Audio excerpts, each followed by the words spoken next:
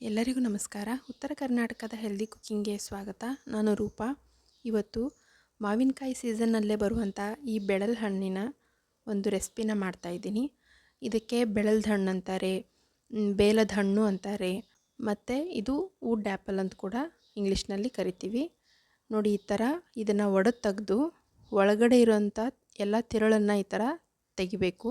ಮತ್ತೆ ಬೇರೆ ಯಾವ ಹೆಸರಿಂದ ಕರೀತಾರೆ ಅಂತ ಕಮೆಂಟ್ ಮಾಡಿ ತಿಳಿಸಿ. ಈ ಹಣ್ಣು ಬೇಸಿಗೆ ಕಾಲದಲ್ಲೇ ಬರೋದು. ಈ ಹಣ್ಣು ತುಂಬ ತಂಪು, ಔಷಧೀಯ ಗುಣ ಇರೋದ್ರಿಂದ ಆರೋಗ್ಯಕ್ಕೆ ತುಂಬ ಒಳ್ಳೆಯದು. ಈ ಥರ ಪುಡಿ ಮಾಡಿಕೊಂಡು ಇದಕ್ಕೆ 1 ಕಪ್ ಬೆಲ್ಲ ಹಾಕ್ಕೊಳ್ತಾ ಇದ್ದೀನಿ. ಇನ್ನೂ ಸ್ವಲ್ಪ ಬೇಕಂದರೆ ಬೆಲ್ಲ ಹಾಕ್ಕೊಳ್ಬೇಕು, ಯಾಕಂದರೆ ಇದು ತುಂಬ ಹುಳಿ ಇರೋದ್ರಿಂದ ಸ್ವಲ್ಪ ಬೆಲ್ಲನ ಜಾಸ್ತಿನೇ ಹಾಕಬೇಕಾಗತ್ತೆ.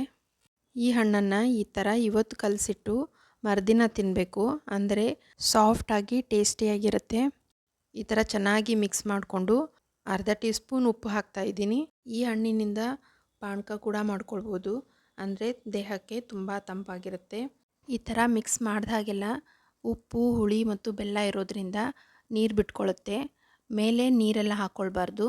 ನೋಡಿ, ಈ ಥರ ನೀರು ಬಿಟ್ಕೊಂಡು ಸಾಫ್ಟಾಗಿದೆ. ಈ ಮಾವಿನಕಾಯಿ ಸೀಸನಲ್ಲೇ ಬರುವಂಥ ಈ ಬೆಳಲ್ದ ಹಣ್ಣನ್ನು ಈ ಥರ ನೀವು ಒಮ್ಮೆ ಟ್ರೈ ಮಾಡಿ ನೋಡಿ.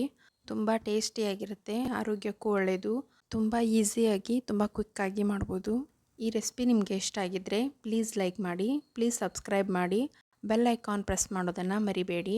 ನಿಮ್ಮ ಫ್ರೆಂಡ್ಸ್ ಆ್ಯಂಡ್ ಫ್ಯಾಮ್ಲಿಗೆ ಶೇರ್ ಮಾಡಿ. ಇನ್ನೂ ಯಾರು ನನ್ನ ಚಾನಲ್ನ ಸಬ್ಸ್ಕ್ರೈಬ್ ಆಗಿಲ್ಲ, ಪ್ಲೀಸ್ ಸಬ್ಸ್ಕ್ರೈಬ್ ಮಾಡಿ. ಇನ್ನೂ ಹೊಸ ಹೊಸ ರೆಸಿಪಿಗಳನ್ನ ನನ್ನ ಚಾನಲ್ನಲ್ಲಿ ನೋಡ್ಬೋದು. Thank you.